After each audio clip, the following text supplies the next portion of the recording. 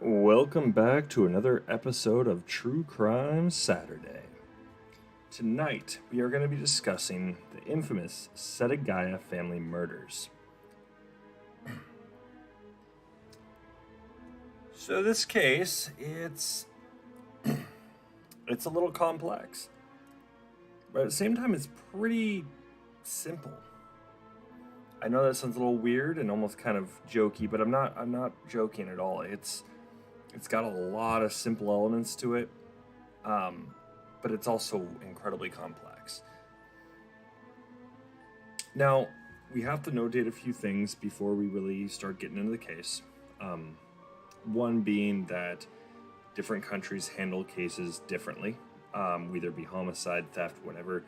Different laws are in place, different limitations and things like this are imposed depending on the country you go to. However, overall, most of the techniques that are used when it comes to forensics and other kinds of criminal investigation, they are similar, if not completely the same. Okay? But because certain laws are in place, sometimes investigators have a tough time investigating certain cases, including homicide. So we're gonna kind of go over some things. I'm not really gonna tiptoe around any of it. I just want to get that out of the way. At the end of the day, there's a lot of armchair type of work. We're gonna be able to break a lot of this down. There's a ton of math. This case, I want to say we're going to have another episode, but I don't think we're going to because of basically everything we're going to be covering tonight. I want to make sure this is touched on. I am going to still be researching this case when I get a chance, as much as I can. But once again, I have other cases that are kind of taking a little more precedent.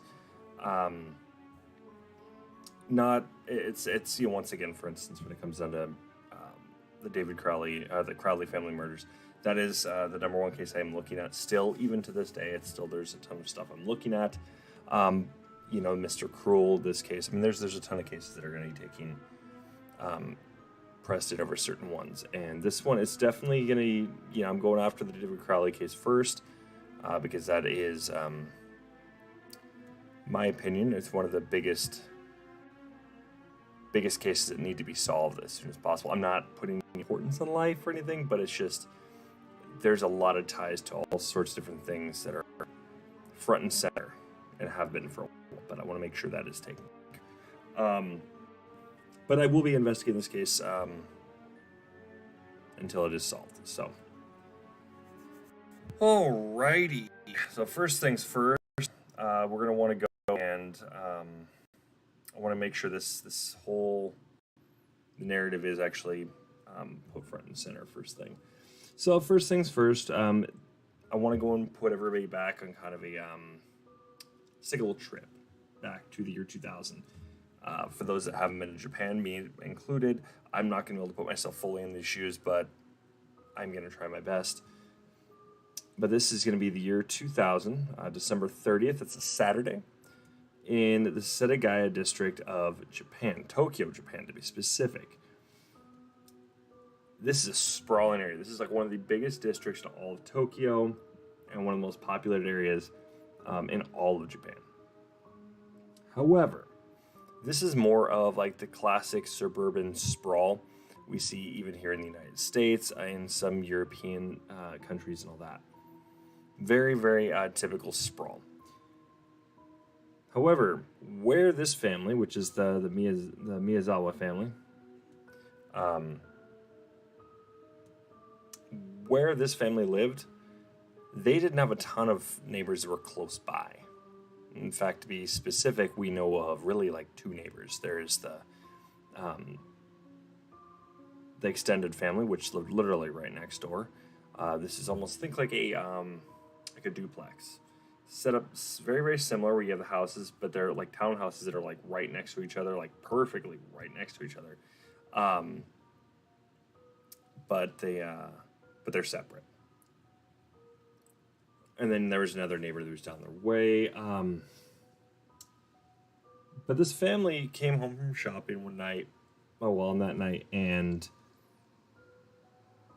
the following day they were found dead in their home. the father, Mikio Miyasawa, and Yasuko, which is the mother, and Nina Miyasawa were all found stabbed to death. And then the youngest member of the family, Rei Miyasawa, was found strangled to death in his bed. Okay, so I'm going to give you guys the ages, give you the details that we know about these family members, and then we're going to continue on. I want to make sure that the timeline is covered. So, the father, the patriarch of the household, Mikio Miyasawa, was 44 years old. He suffered multiple stab wounds, primarily focused around his neck, but he was found at the bottom of the stairs on the first floor. Yasuko Miyasawa was 41. She was stabbed dozens of times. This was looked at as very, very much overkill.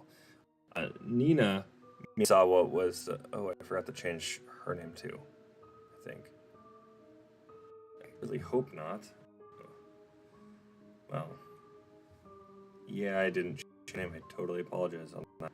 So the third one down, it's not Mikio, it's Nina. It's Niina Miyasawa. She was 6 years old.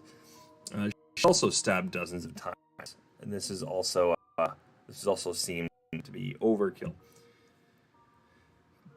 Both of these, it's presumed they were already dead, and the stabbing continued. And Rei, which is Rei Miyazawa, is 6 years old. Found strangled to death in his bed. Now, the really strange part about this is there was 2 murder weapons. You had the kitchen knife, which was used actually after the first murder weapon, which was the sashimi knife, which was actually been recently purchased at actually a local supermarket on the 29th in the Setagaya district. But it was also, both these weapons were left at the crime scene. The sashimi knife was brought into the crime scene by the killer, and it broke during the attacks. As to who it broke on, I don't know. There's not a whole lot of details covering that. My thoughts are it was probably when he was attacking Mikio Miyasawa. It probably broke. I'm assuming hit bone, hit something hard, and it basically it broke. The details as to how the knife had broken, I couldn't find anything concerning that. I very well could have just went over it and just missed it somehow. I doubt it, but I very well could have. But I didn't see anything that I could directly just say that, oh yeah, this is what broke the knife. We don't know. Okay. And also, apparently, the killer had stolen around 150,000 yen, which comes down to a little around, somewhere give or take, about $1,000 US. It could have been a little bit more. Depends on inflation, things like this, how to look at it. But a great deal of money was stolen. Not a ton, like, in the millions of dollars or anything, but this is a family that was well off, but not super rich either, so... But just to give you guys a little bit of a timeline here, so we're going to start off with Saturday on December 30th, 2000 at 6 p.m., which is the 1800 there. So for those that don't read military time, I'll break it. This is all going to be done in military time, as most of our cases should be anyways. But the Miyazawas went shopping at 6.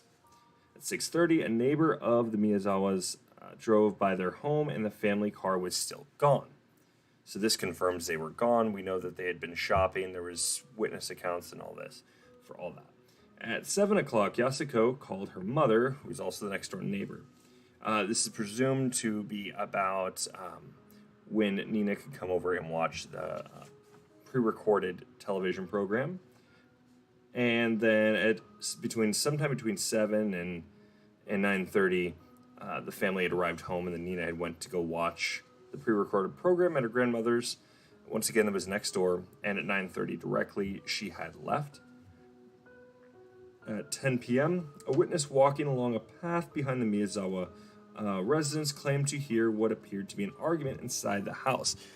It's also noted that it appeared to be more of a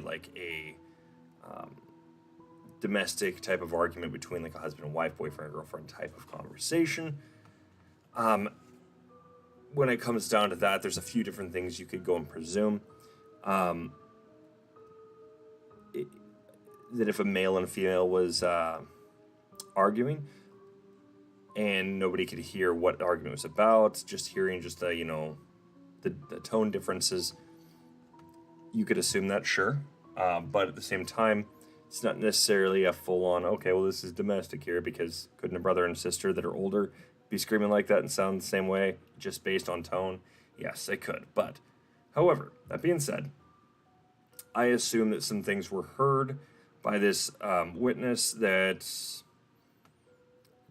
you could definitely argue, okay, well, maybe it was something specific, something they'd heard about, like finances, maybe something concerning a love life. I don't know. It could be a number of different things, but it's just, this is what the witness had stated.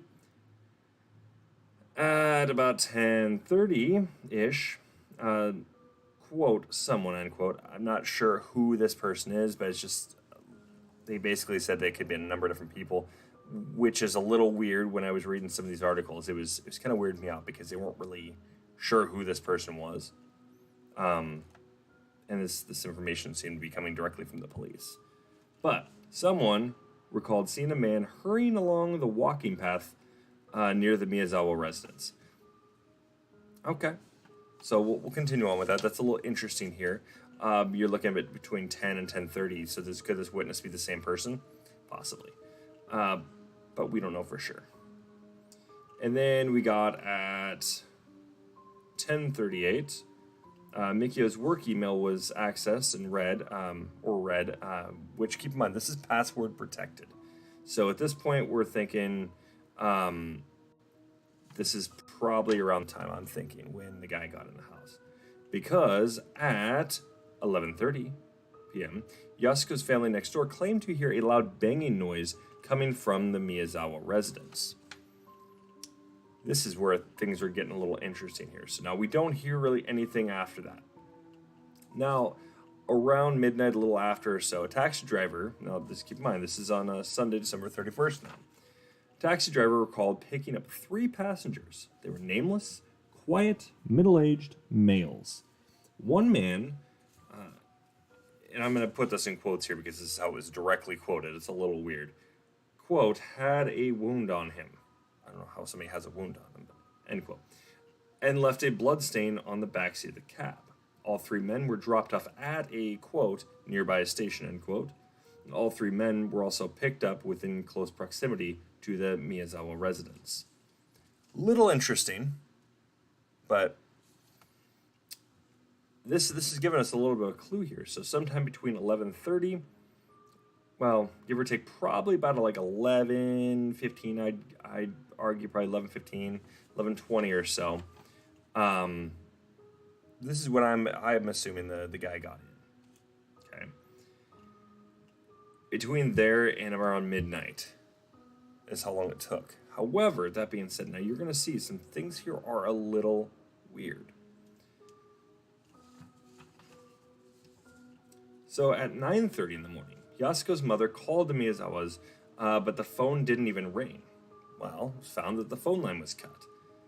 It was only directly from their home. So that takes a little preparation here. Why would they cut the phone line? They'd have to be pretty quick. Now, this is where you're going to get to see that there are a couple different theories here, and this supports one theory better than it does the others, while the other theories tend to stack up a little better. But I digress. So she later went next door, rang the doorbell, and she didn't hear anything in the residence. So she unlocked the door with her own set of keys, entered the home, and within seconds, she saw her son-in-law's corpse at the bottom of the stairs. Then she moved upstairs and found her daughter and granddaughter's corpses. Then, after that, she had found her grandson's corpse in his bed. At about 1:18 in the morning, this is the interesting part. The killer used the family computer to visit the Shiki Theater Company website, which had been previously bookmarked by Mikio, and purchased tickets online. Keep in mind, though, that this is the really interesting part. The computer's only used for 10 minutes. So if we're looking, this is where it gets interesting, because now we know the computer was used around this time. So the computer was used around this time. Keep in mind it's the family computer, which is a PC on the very first floor, which I'll show you guys here in a second. This is where you get the taxi driver statement and the killer using the computer are almost conflicting. However, that being said, if the taxi driver had picked these men up after this time, right after 1:18 in the morning, then his statement still works. But if he picked these 3 men up before, then the killer had gotten away some other way. Unless, well, this is where it gets at the other one, where there could have been more than one killer.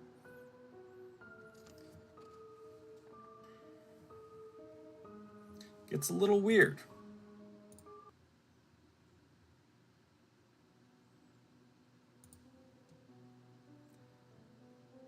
So, if we look at the floor plans here, you'll see where everybody was killed, or rather where their bodies were. So you see on the first floor, see right there at the very bottom of the stairs, that's where Mikio's body was found. You can see in the entrance, as the mother-in-law had come in, she would have been given a second to basically, go into the house, see if anybody's there, take her shoes off, and then right as she turns the corner, right as she sees, drops the shoes off, she could have possibly seen his body. And it couldn't have even been possible. She entered and just saw it instantly. We know it was very shortly after she had entered the home. Now there's just the PC there, as you can see. They basically would have entered and most likely just seen Mikio's body right there. That's my interpretation of it. It was year 2000, so chances are the PC was probably a little bit bulkier. So you're looking at the angle of it, her entering the house, he probably would have been pretty visible. Okay, so then after that, of course, traveled up the stairs, and then killed ladies pretty much right in front of the stairs, right at the top. But we know that, here's the interesting part. We know that the killer entered through the second-story window in the bathroom. So for that to be possible, we'd have to be looking right back here. So you can see that red circle, that's where the killer entered. You get the walking path you can see on 3 different photos here. You got, the 2 for 1 photo, so the bottom 2, you can see the walking path. Okay, now we also know the skate park is right there too as well, and there's always skaters and stuff there, but allegedly there was a motorcycle gang that hung out there too, so allegedly. But who knows, it's once again hearsay. I don't even think that's even really what's going on here, but we got this walking path here, and somebody's running along there. Well, now you see this fence. It's not very tall. Okay, now, but you see how high up that is. So we're looking, give or take, a guy that's somewhere between 5'5" and 6 feet, just hopping on top of that fence or hopping over it, and then climbing, scaling across the other house's roof, and then getting into the house is a possibility. It does not look like the trees would have been too close enough, unless the guy got a really good running jump. I don't think that's what happened. I think he climbed the roof, used that, and then opened the window and got in. I think is what ended up happening. Okay. But once again, why didn't the other family hear it? But the guy had to have been very quiet for that to have occurred. After that, then he comes in, and it's presumed at this point that Ray was the first to be killed because he was strangled. So that's a quiet killing. Now, there could have been some bouncing around a little bit, just some struggle that, this little guy, right, would have basically given off to the killer, and that could have alerted the father who was downstairs. It possibly could have alerted the mother and the daughter. They were also upstairs in the attic watching TV. At least it's presumed what was going on. So we believe the father had basically come up the stairs, had been struck down, and then probably fallen down the stairs after suffering multiple wounds to the throat. During this time, we also believe that, well, at least I believe, that the killer had hurt his hand on the broken sashimi knife, and then ran down to go get the kitchen knife, and then came back up and attacked. It's also a possibility. There's two alternate ways here that make sense. Attack the father, knock him down the stairs, or attack the girls. Whatever. Either way, sashimi knife broke, and the girls had survived. And then the question is when did the phone line get cut? It's basically the big thing where this always goes. And if there's only one killer, that would mean that the father had to have been killed second. So I believe the phone line was cut from downstairs, if I'm not mistaken. I'm still looking into this. This is the part that's a little weird because it'll give you a very, very clear view. Phone line's outside. Somebody hopped the fence, cut the line first. Hoping that nobody was on the phone during that time, because that's a dead giveaway. But essentially, what ends up happening is this is where the family gets killed. We know that the first aid box is also open. Where the first aid box is, it was not very clear. I'm still investigating that. Where was the first aid box? Was it the kitchen? Was it the bathroom? Was it in a room? Was this just like tucked away in maybe some shelving or something? I don't know. All we know is it's not really discussed where it's at. At least I didn't see anything where it was discussed. I looked. Once again, this is one of those big questions. Where was the first aid box? Because if somebody's retreating to go get in the first aid box, we're looking at, okay, well, they need to get to that first aid box, and that means the killer had stopped trying to kill them at that point. So, was it downstairs? Was it upstairs? Who knows?